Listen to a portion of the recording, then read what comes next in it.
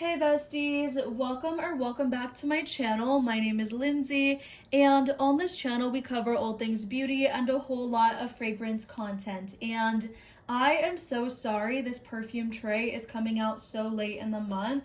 I am going to try my best from this point forward to only put out perfume tray videos like at least before the 5th of every month. So today we're doing my May 2024. I'm super excited. I want to do a lot of spring fragrances and then spring kind of leaning into the summer months because in Florida it is already getting so hot out. So I am just kind of going for that vibe, starting with, I almost said Greenwich Village. I love that scent so much. But this is Madison Square Park from Bond Number 9. And this is a fresh, fruity floral green fragrance. One of the most dominant notes is grass, and I love it. The grass feels very fresh, almost a little aquatic, like it's dew covered.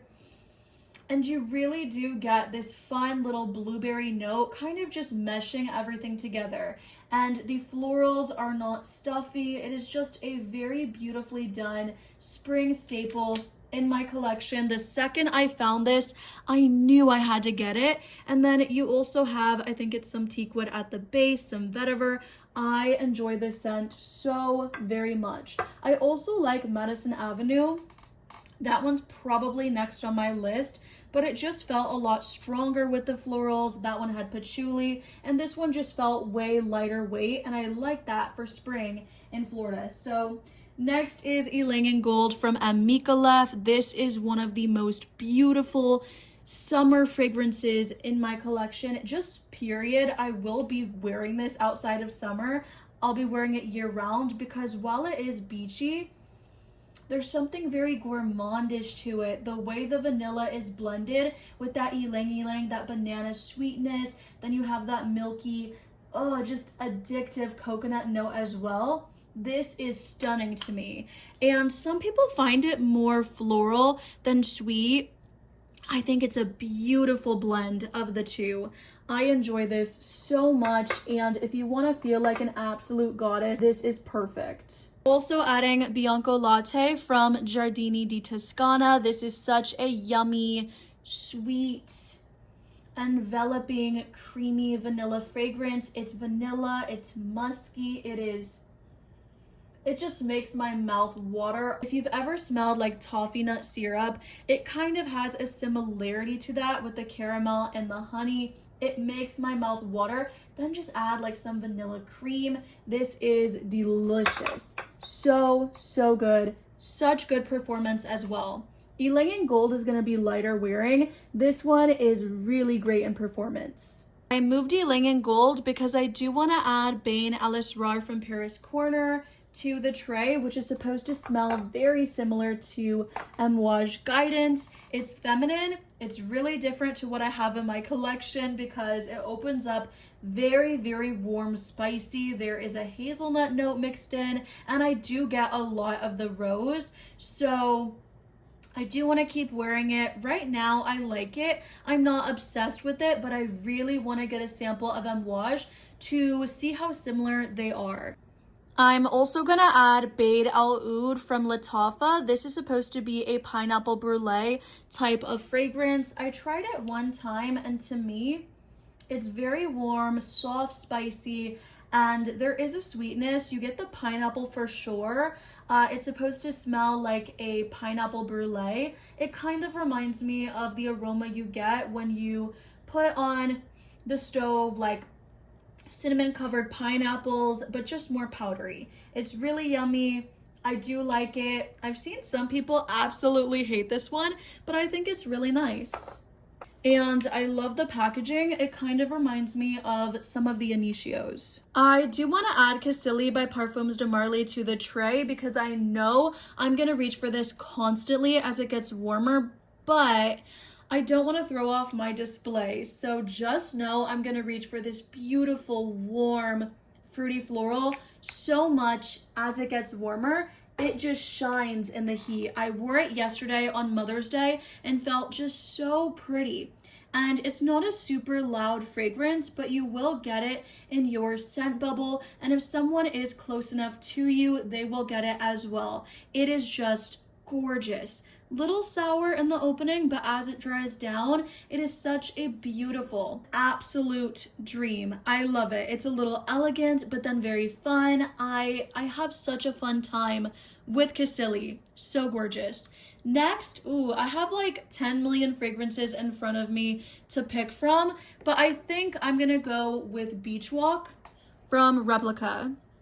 This was kindly sent to me very recently. I think it's nice. It opens up and it does smell like you are at the beach, super sunscreeny, fresh, and it does have a lot of florals, but as it does dry down, for me personally, it starts to feel less like at the beach and more like after the beach at the hotel, the expensive fragrance they have in the air, their shower gel, like definitely that type of experience I get on the dry down, and it's nice. It does remind me of other perfumes in my collection, and I can't wait to keep testing it.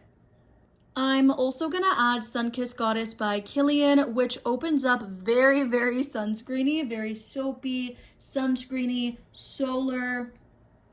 I really do get the neroli mixed in with the bergamot in the opening, so it's citrusy, bright. It really does lift the fragrance, and the florals are super intense. They could honestly give you a headache in the opening, but as it dries down and the coconut and vanilla come through, for me, it feels way more feminine, I'll say, than something like Beach Walk, and more elegant too. I really enjoy this, and I won't say it's a love, especially when I consider the price, but I have been really liking it, I have to say. So if I could find it on a discount, I might repurchase. I'll keep you updated.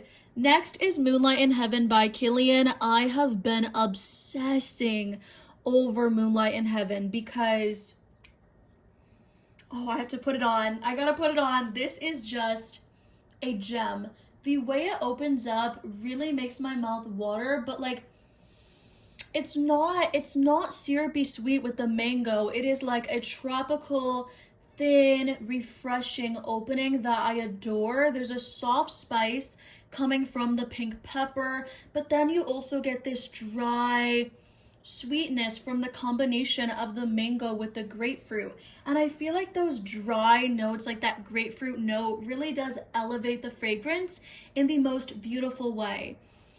And then I don't necessarily smell it and think coconut, but I do think it makes it more smooth. It gives it a little bit of a lactonic feel, and with that rice note, I really feel that it makes it more feminine, powdery, and beautiful, especially when that jasmine comes through. I love this scent so much, and I can't wait to keep wearing it for summer. I'm gonna put my Kilians in the front, and then I'll put something right here. I'm gonna add Laap Tal from Xerjoff. This one is warm, fruity, very sensual, sophisticated, but a little fun. I have to have something sexy, something date night appropriate on the tray.